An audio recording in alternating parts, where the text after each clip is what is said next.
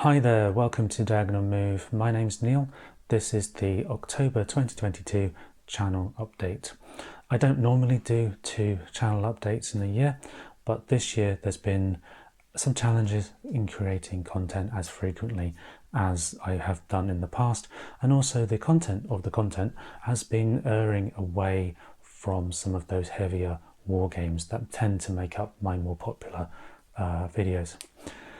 This is because life has been winning the game of life versus hobby recently. Nothing serious, but enough to make videos a challenge to produce and games a challenge to play. Most recent challenge, and one entirely of my own making, is that we've adopted some cats, and those cats are considering my board game table as their playground. Why is this a challenge? Well, just imagine the Eastern Theatre disappearing across the other side of the room in an avalanche of fur and cardboard.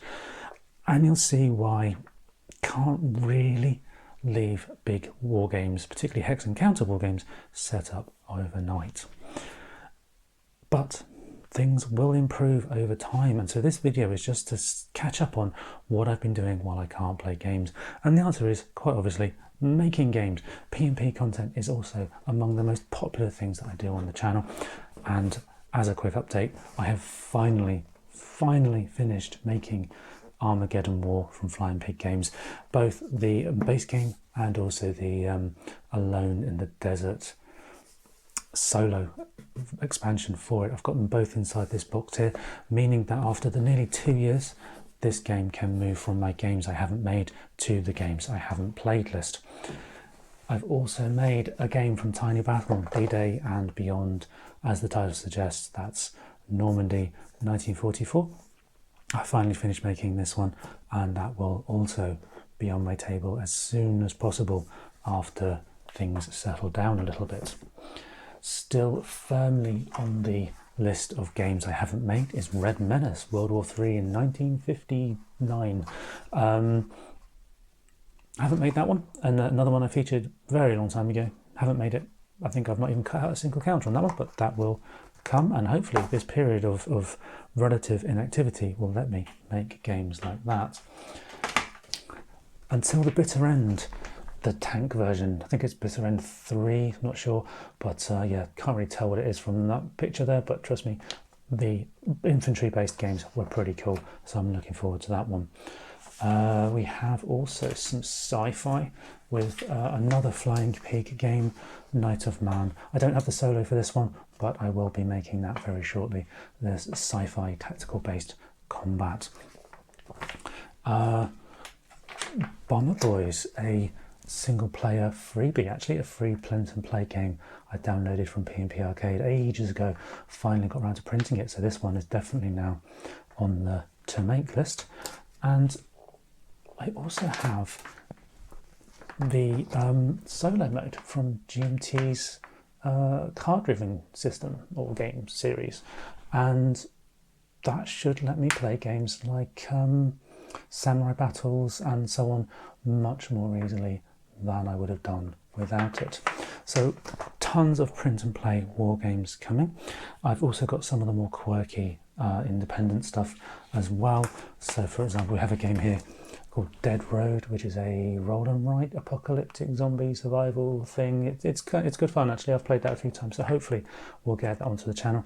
As I've said before, I have eclectic tastes, and this filters through into every level of the channel. And the other game I've been making is a game which is thematically inspired but legally distinct from Aliens, and that game is called Game Over Man, and just paraphrased Will Wheaton there as well. So as you can see, plenty of things in the pipeline when I can finally get stuff played. And then of course, in addition to all those print and play games, I still have a whole pile of games that I've actually retail games which have yet to see the light of day either. So things like Normandy 44, Salerno 43, the GMT tri-pack for the American Revolution, which I first unboxed best part of 2 years ago. So all this stuff is still to come. It's just a case of finding the time. So I've been thinking about what else I can do with the channel, given that playing games is a bit difficult at the moment, various reasons. and I'm just wondering what that could be. If anyone has any suggestions, do let me know. I can print off a game and make it, show you how I make games, or I can do an introductory series on what certain major mechanics are for war games.